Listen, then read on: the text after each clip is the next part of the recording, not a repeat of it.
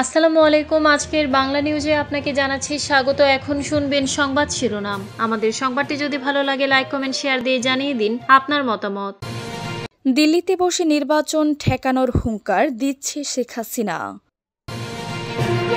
চূড়ান্ত গণতন্ত্র চর্চার জন্য অবাধ সুষ্ঠু নির্বাচন মৌলিক মানবাধিকার নিশ্চিত করতে হবে জানিয়েছেন তারেক রহমান। আমরা মাঠে নামলে টিকতে পারবেন না জানিয়েছেন মির্জা ফখরুল।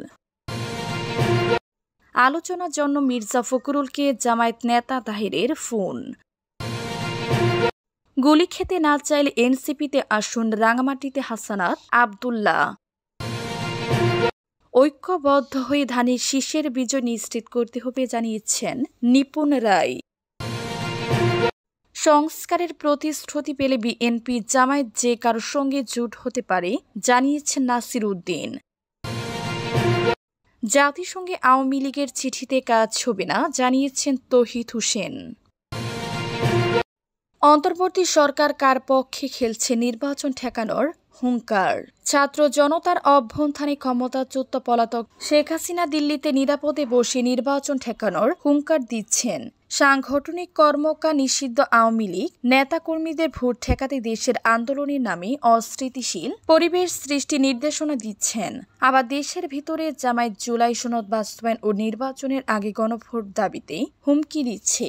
দলটির গুরুত্বপূর্ণ দুজন নেতা গতকাল 5 দফা দাবিতে হুমকি দিয়েছেন। এক নেতা কঠোর কর্মসূচির হুমকি দিয়েছেন, আরেক নেতা হুমকি দিয়ে বলেছেন সোজা আঙুলে ঘি না উঠে আঙুল বাঁকা করব। দিল্লির নাচের পুতুল হাসিনা ও দেশের জামায়াতে দুই নেতার হুমকির সঙ্গে প্রধান উপদেষ্টার বক্তব্যের যোগসূত্র খুঁজে পাচ্ছে অনেকে। নির্বাচন ঠেকানোর ষড়যন্ত্র হচ্ছে আশঙ্কা প্রকাশ করে গত 29 অক্টোবর প্রধান উপদেষ্টা বলেছেন, নির্বাচন বানচালের জন্য ভিতরে থেকে বাহিরে থেকে অনেক শক্তি কাজ করবে। ছোটখাটো না বড় শক্তি নিয়ে বানচালের চেষ্টা করবে। হঠাৎ করে আক্রমণ চলে আসতে পারে। এই নির্বাচন চ্যালেঞ্জিং হবে। যত ঝড় আসুক আমাদের সেটি অতিক্রম করতে হবে। চূড়ান্ত গণতন্ত্র চর্চার জন্য অবাধ সুষ্ঠু নির্বাচন মৌলিক মানবাধিকার নিশ্চিত করতে হবে জানিয়েছেন তারেক রহমান। 5 আগস্ট ছাত্র জনতার মহিমান্ত্রিত আত্মদানের মধ্যে দিয়ে ফ্যাসিস্টরা দেশ ছেড়ে পালাতে বাধ্য হয়। মানুষের মধ্যে গণতন্ত্রের মুক্তির পথ প্রসারিত হয়েছে। তবে চূড়ান্ত গণতন্ত্রের চর্চার জন্য অবাধ সুষ্ঠু নির্বাচন সহ গণতন্ত্রের অপরিহার্য শর্ত মানুষের মৌলিক মানবাধিকার নিশ্চিত করতে হবে বলে মনে করেন বিএনপির ভারপ্রাপ্ত চেয়ারম্যান তারেক রহমান। 7 নভেম্বর মহান জাতীয় বিপ্লব ও সংহতি দিবস উপলক্ষে গতকাল বৃহস্পতিবার এক বাণীতে তিনি এসব কথা বলেন।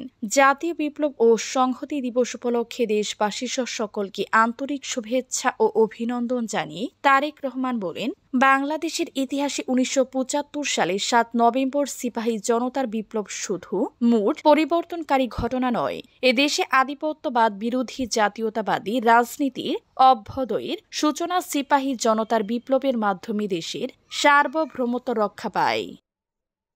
আমরা মাঠে নামলে টিকতে পারবেন না জানিয়েছেন মির্জা ফখরুল। বিএনপিকে অবজ্ঞা করলে ফল ভালো হবে না বলে মন্তব্য করে বিএনপির মহাসচিব মির্জা ফখরুল ইসলাম আলমগীর বলেছেন, বিএনপি ভেসে আসা দল নয়। বিএনপিকে খাটো করে দেখবেন না, আমাদের মাঠে নামতে বাধ্য করবেন না। আমরা যদি মাঠে নামি তবে টিকতে পারবেন না। আমরা মাঠে নামলে রাজনৈতিক বিষয়গুলো ভিন্নভাবে আসবে। গতকাল বৃহস্পতিবার বিকেলে যশোর টাউন হল ময়দানে সাবেক মন্ত্রী তারিকুল ইসলামের স্মরণ সভায় প্রধান অতিথির বক্তব্যে এসব কথা বলেন তিনি। বিএনপির জাতীয় স্থায়ী কমিটির প্রয়াত সদস্য সাবেক মন্ত্রী তরিকুল ইসলামের 7ম মৃত্যুবার্ষিকী উপলক্ষে এই স্মরণ সভার আয়োজন করে জেলা বিএনপির আত্মত্যাগের কথা উল্লেখ করে মির্জা ফখরুল বলেন, অনেক শিশু ও সাধারণ মানুষের রক্তের বিনিময়ে ফ্যাসিবাদের পতন ঘটেছে। যারা আবার সেই অন্ধকারে ফেরার চক্রান্ত করছে তাদের মনে রাখা উচিত, বিএনপি ভেসে আসা কোনো দল নয়। হামলা মামলা কারাভোগ ও আত্মত্যাগের মধ্যে দিয়ে বিএনপি আজকের অবস্থানে এসেছে।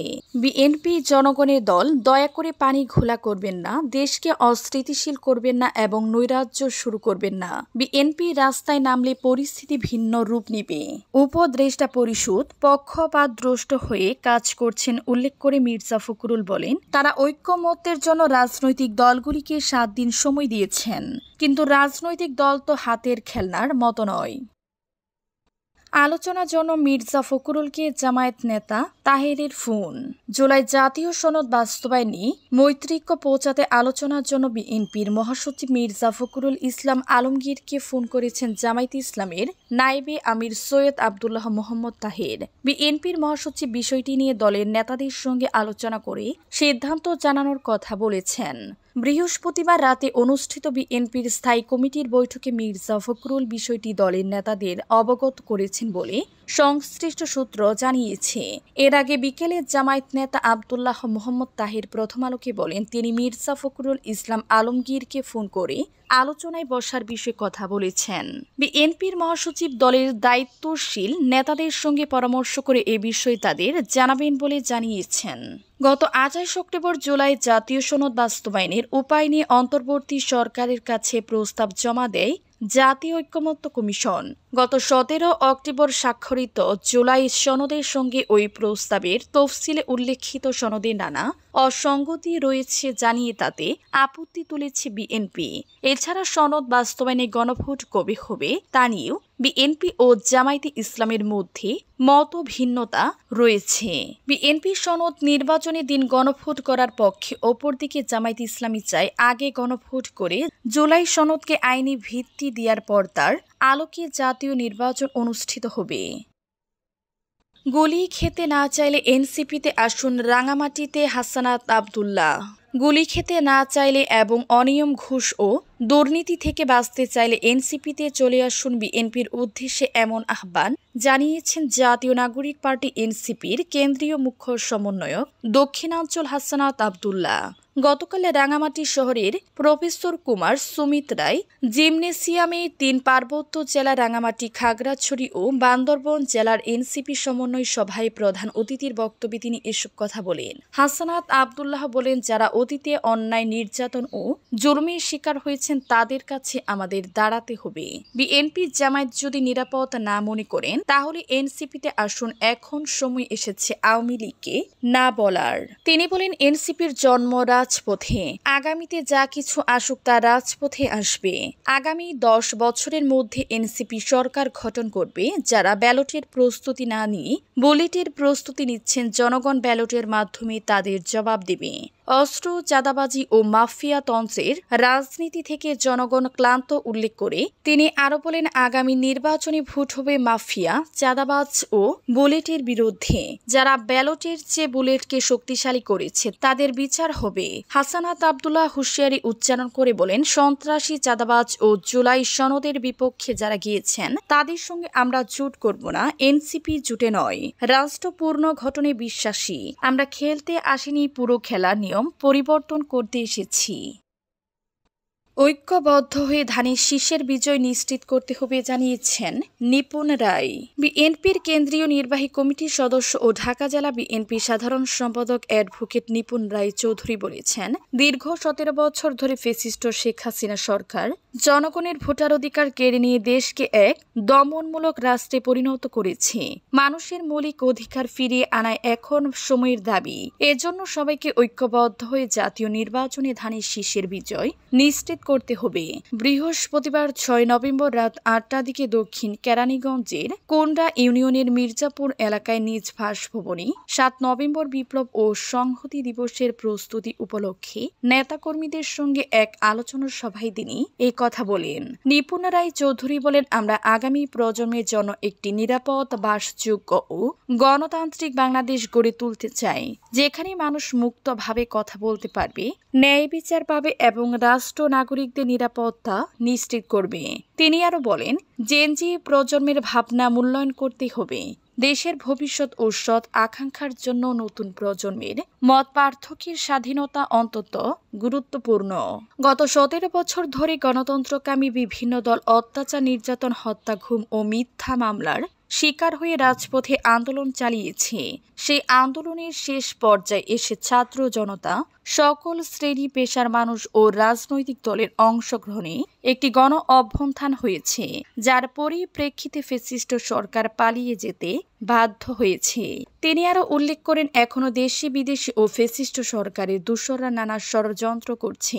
আমাদের এই অর্জনের ফল কোনোভাবে হাতছাড়া করা যাবে না। সংস্কারের প্রতিশ্রুতি পেলে বিএনপি জামায়াত যে কারোর সঙ্গে জোট হতে পারে জানিয়েছেন নাসির উদ্দিন। সংস্কার বাস্তবায়নের প্রতিশ্রুতি পেলে বিএনপি বা জামায়াত যে কারোর সঙ্গে জোট করতে পারে জাতীয় নাগরিক পার্টি এনসিপি জানিয়েছেন। বৃহস্পতিবার 6 নভেম্বর এনসিপির কেন্দ্রীয় নির্বাচন পরিচালনা কমিটির সংবাদ সম্মেলনে মুখ্য সমন্বয়ক নাসির উদ্দিন পাটোয়ারি এই কথা বলেন। মুখ্য সমন্বয়ক জানান, সংসদ নির্বাচনকে সামনে রেখে এনসিপি আজ মনোনয়নের জন্য আবেদন ফর্ম বিতরণ শুরু করেছে। প্রতিটি ফর্মের মূল্য ধরা হয়েছে 10,000 টাকা। আগামী 13 নভেম্বর পর্যন্ত মনোনয়ন যাচাই বাছাই হবে এবং 15 নভেম্বর এনসিপির প্রাথমিক মনোনয়ন ঘোষণা করা হবে। এনসিপির ইচ্ছা এককভাবে নির্বাচন করা এবং 300 আসনে প্রার্থী দেওয়ার। নাসির উদ্দিন বর্তমানে পরিস্থিতিতে দেশ একটি সংকটকালীন মুহূর্তে রয়েছে। সেই জায়গায় বিএনপি ও জামায়াত যদি সংস্কার প্রক্রিয়াগুলো নিয়ে এক জায়গায় আসে এবং তারা যদি সংস্কারের ভবিষ্যতে বাস্তবায়ন করবে এই প্রতিশ্রুতি দেয়, তাহলে বিএনপি অথবা জামায়াত যে কারোর সঙ্গে আমাদের জোট হতে পারে। কিন্তু আমাদের এই বিচার ও সংস্কারের প্রাথমিক শর্ত যদি পূরণ না হয়, তাহলে আমরা কারোর সঙ্গে জোটে যাব না। জাতিসংঘে আওয়ামী লীগের চিঠিতে কাজ হবে না জানিয়েছেন তৌহিদ হোসেন। একাদশ জাতীয় সংসদ নির্বাচনে কারিগরি সহযোগিতা বন্ধের আহ্বান জানিয়ে কার্যক্রম নিষিদ্ধ আওয়ামী লীগ জাতিসংঘে যে চিঠি দিয়েছে তাতে কোনো কাজ হবে না বলে মন্তব্য করেছেন পররাষ্ট্র উপদেষ্টা মোহাম্মদ তৌহিদ হোসেন। বৃহস্পতিবার সন্ধ্যায় জাতিসংঘের উন্নয়ন কর্মসূচির ইউএনডিপি ঢাকা দপ্তরে পাঠানো চিঠির বিষয়ে প্রতিক্রিয়া জানাতে চাইলে তিনি এই কথা বলেন। তৌহিদ হোসেন প্রথম আলোকে বলেন, জাতিসংঘকে দিয়ে আওয়ামী লীগের এই ধরনের চিঠিতে কোনো কাজ হবে না। প্রসঙ্গত, বাংলাদেশে অন্তর্ভুক্তিমূলক ও বিশ্বাসযোগ্য নয় এমন নির্বাচনী সহযোগিতা থেকে সরে আসার অনুরোধ জানিয়ে 1 নভেম্বর বাংলাদেশে ইউএনডিপির আবাসিক প্রতিনিধিকে চিঠি পাঠান আওয়ামী লীগের সাবেক সাংগঠনিক সম্পাদক মহিবুল হাসান চৌধুরী।